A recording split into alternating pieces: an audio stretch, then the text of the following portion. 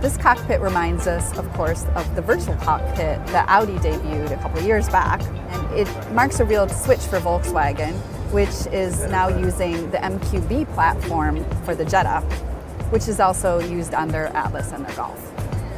You can use your screen to turn on the new Beat sound system that's in the Jetta, or one of our favorite fun features is to manually alter the mood lighting.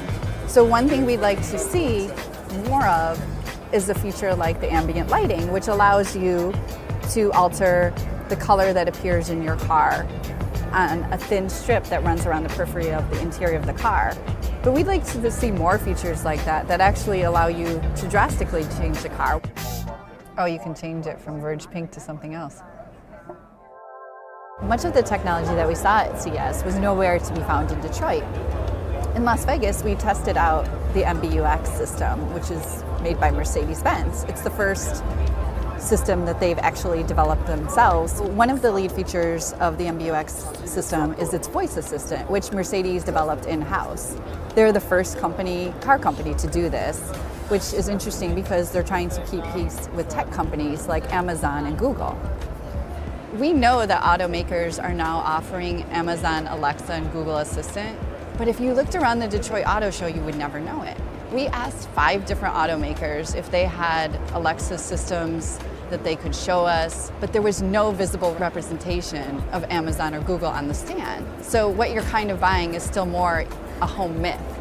One company that broke the mold in Detroit was Nissan, which displayed the Cross Motion SUV, a new autonomous concept car.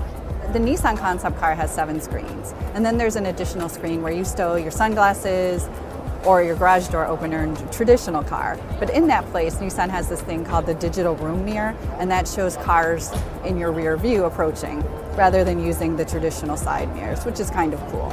And we're told this system is operated by using thumbprints or retina of your eye to control the function, which then activates a koi fish that swims across your screen and acts as your personal assistant.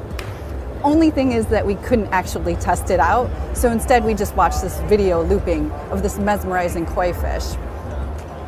Unfortunately, at Detroit, there are a lot of ideas, but little chance to actually play around with the execution. Some automakers took screens to another level. The new Ram 1500 extended its massive proportions into a massive 12-inch touchscreen. We found the system to be a bit laggy to use, showing that maybe bigger isn't always better. The reality is that all of the automakers at the Detroit Auto Show and beyond, such as Tesla and other companies that we don't see here today, are all chasing the idea of how